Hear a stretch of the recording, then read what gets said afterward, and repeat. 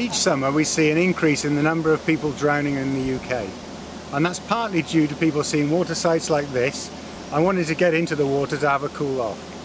But it's really important that if you want to swim in open water through the summer, that you head to supervised and lifeguarded water sites, whether they're lakes or reservoirs.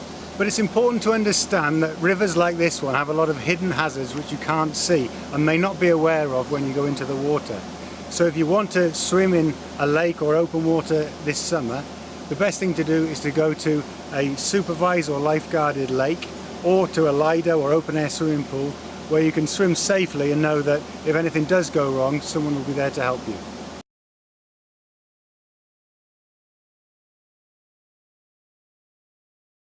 Now, no matter how strong a swimmer you are, when you go into cold water it has an effect on the body which is purely physical, so there's nothing you can do about it, and that is known as the cold shock response.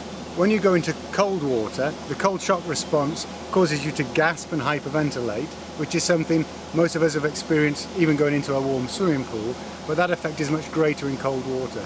And of course, at that time it's really important that your airway is clear of the water so you don't gasp in any water into your lungs.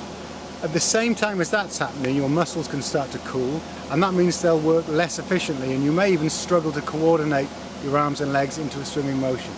So if you go into open water in the summer months, you should always aim to go to a water site which provides supervision or lifeguards. Stay close enough to the side so you can get out if you need help. Always go with friends or family who can help you if something goes wrong. And avoid going into deep water or very cold water where you might get yourselves into difficulty.